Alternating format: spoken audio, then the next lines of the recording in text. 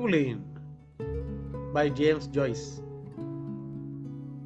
Eveline, a 19-year-old woman in Dublin, is sitting with her head against the curtains, watching dusk fall on her street.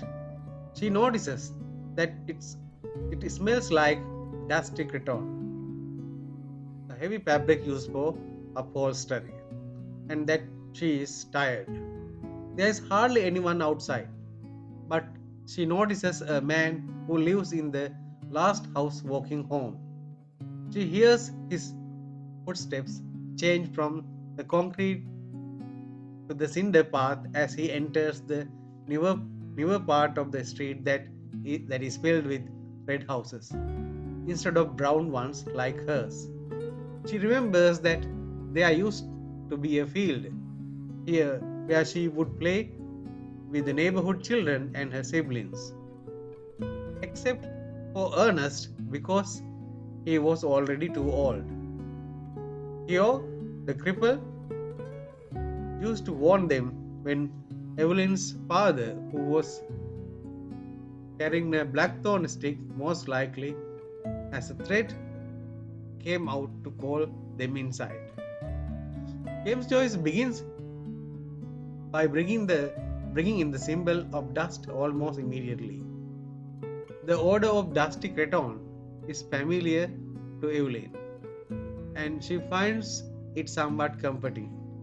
But it also represents death and reflects the fact that Eveline is not really living fully. As she watches her neighbor enter the newer part of the neighborhood, she becomes nostalgic and remembers her childhood, when there used to be a field instead of new red houses. This overwhelming feeling of nostalgia and glorification of the past eventually contributes to her paralysis and inability to make a decision at the story's end. Eveline reflects back on her childhood, realizing that she was happier back then when her father was less violent and her mother was still alive. But now she and her siblings are grown up and her mother is dead, along with her neighbor Tissy Dunn. The Waters have moved back to England. Eveline sums up it by saying simply, everything changes. Now it is finally Eveline's turn to leave home. Eveline continues to think nostalgically back on her past, and now she brings up literal death as she lists of those who have died. Her lack of emotion when talking about death emphasizes the fact that Eveline herself is not really living, and so death is not only familiar but signifies less of a loss. Eveline is suddenly overcome with nostalgia as she looks around at the objects that she has dusted over the years. She wonders where the dust comes from and then realizes she may never see these objects again. She realizes she still does not even know the name of the priest whose photo is hanging over the wall, along with a broken harmonium and a colored print of promises made to Blessed Margaret Mary Alacoque, who was a French Catholic saint. This is an old friend of her, Eveline's father, and he used to tell visitors that the priest is in Melbourne now. The symbol of dust comes back and continues to inspire nostalgia in Eveline, since she has spent much of her life dusting. The photo of her father's friend, the priest, as well as the print of promises to Margaret Mary Alacoque serve to illustrate the importance of religion in Eveline's life The priest, the priest represents Eveline's option to leave Dublin and essentially become dead to everyone from her childhood, while the promises to Margaret Mary Alacoque represent her option to stay in Dublin and keep her promise to her mother. Evelyn is starting to question her decision to live more and more. In Dublin, she has shelter and food, and she is surrounded by the same familiar people she has known her whole life. She imagines that her co workers at the stores, the shop where she works, will say she is a fool when they learn she has run away with a man. Evelyn imagines Miss Gavan, the owner, will be glad that she is gone, since she always seemed to be especially critical of Evelyn. She decides she is not sad to leave work, and that once she is married and living in a new home in an unknown land, she will have the respect of her peers. Evelyn's sudden doubt of her choice to escape Dublin is inspired by her previous nostalgia. She is concerned about leaving these familiar people, but it seems all of the important people in Evelyn's life, such as her mother and brothers, have died or left. Evelyn allows her nostalgia to distract her from the harsh reality of her present life in Dublin, and her escape suddenly loses its appeal. Since she is a woman, however, she knows she must find a husband if she wants to gain respect or have any real agency in society. Now that Evelyn is over 19 and none of her siblings are there to protect her, her father has begun to threaten her more. As a result, she has begun to suffer from heart palpitations. Ernest is dead, and Harry, another brother, is usually away for business. Evelyn is beginning to grow tired of fighting about money with her father as well. She gives him all of her wages, but he never gives her any money to spend because he thinks she will waste it. In addition to keeping the house together, she also cares for two children who have been left in her charge. The life she lives is hard, but now that she is about to leave, she realizes that it is not a wholly undesirable life. The role of women in her society has greatly influenced Evelyn and led her to justify risking her health in order to fulfill her duties. Evelyn knows that the children and her father are relying on her to care for them, and she sees her duty to them as possibly more important than her own safety and happiness. It seems that everyone has left her behind to care for the house and family, and since she is a woman, this is expected to be her role, even if it means she is sacrificing herself. This flawed logic and normalization of her father's violence contributes to her paralysis and her inability to actively live. Evelyn reflects on her relationship with her lover Frank.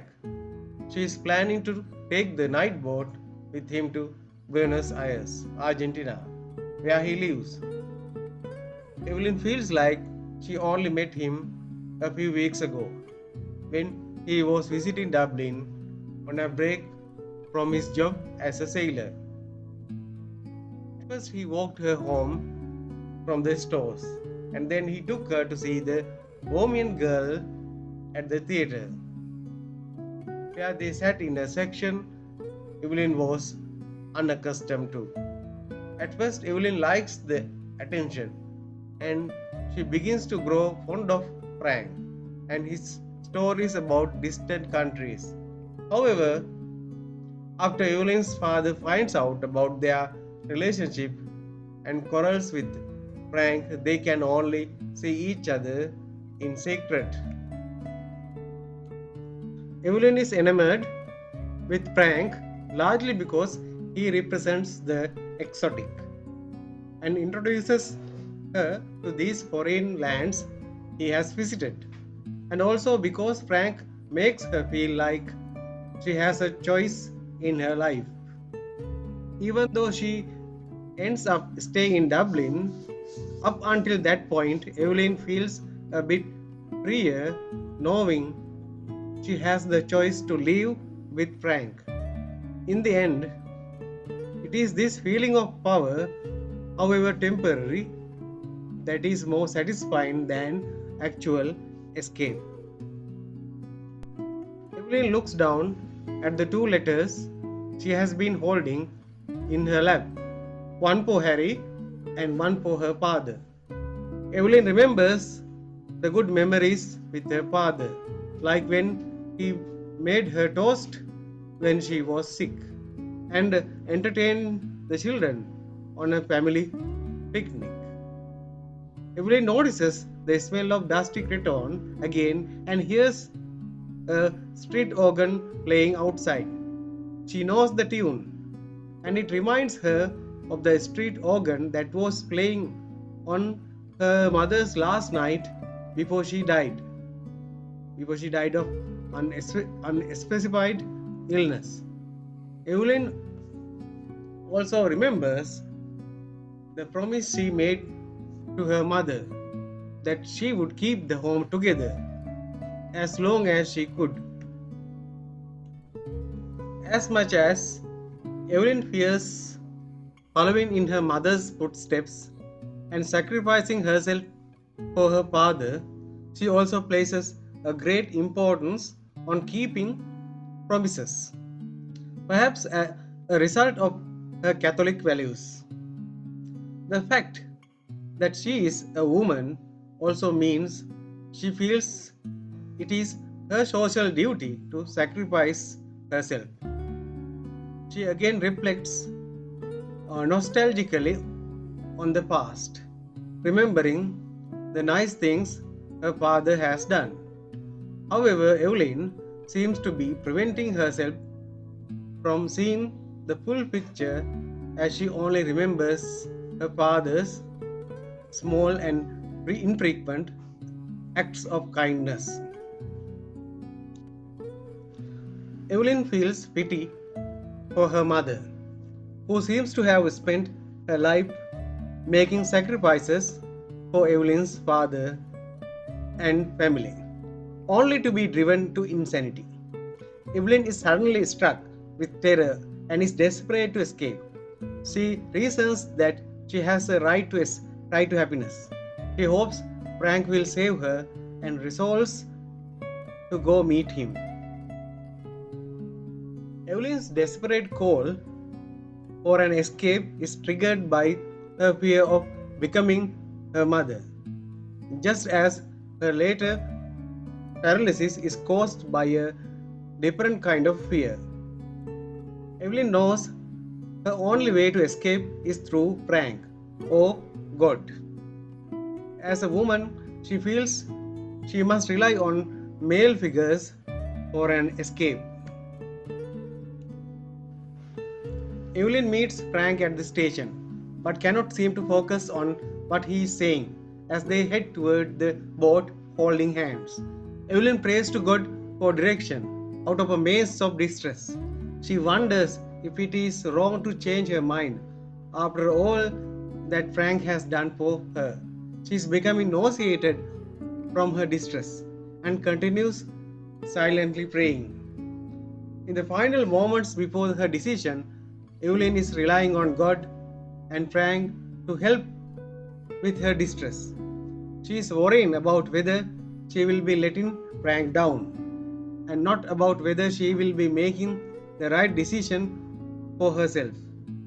She has already become inactive, seeking an escape from the maze of distress through God and not through herself. At last, Evelyn feels a bell clang upon her heart, and Frank grabs her hand to board the ship. She feels the pressure from Frank as if he is leading her into the sea, and she suddenly feels he will drown her. She clutches the iron railing and cries out toward the sea in distress, unable to move. She watches Frank being pushed onto the boat as he calls out to her, but she looks at him expressionlessly, with no sign of love or farewell or recognition. Evelyn finally realizes that leaving Dublin does not necessarily ensure that she will finally be able to actively live. In fact, her fear of the unknown, which is represented by the sea, could be just as harmful as her fear of staying. Evelyn is paralyzed by her emotions of fear and nostalgia, and she realizes that she will remain in her state of lifeless living whether or not she stays or goes.